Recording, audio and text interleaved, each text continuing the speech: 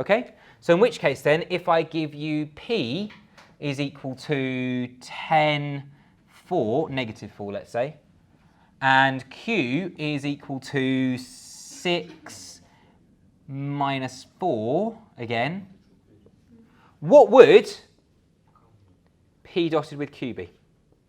Are you happy with that?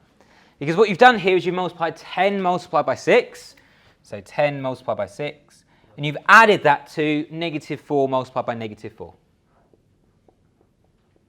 Okay, so 10 multiplied by 6 is 60, negative 4 multiplied by negative 4 is positive 16. Add the two together, you get 76. Okay, so let's suppose then I give you another set of vectors. Let's say D is equal to 3, 0, negative 5, and E is equal to 7, 4, negative 1. Okay, in fact, let's make that negative 4 as well.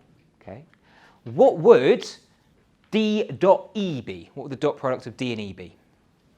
So it's the same kind of idea. We just multiply corresponding elements together and then add them.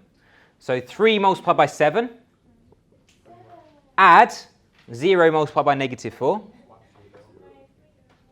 add negative 5 multiplied by negative 1. 3 multiplied by 7 is 21, 0 multiplied by 4 is 0, negative 5 multiplied by negative 1 is positive 5, so we come up with 26. Is that okay? So you can apply as many dimensions as you like.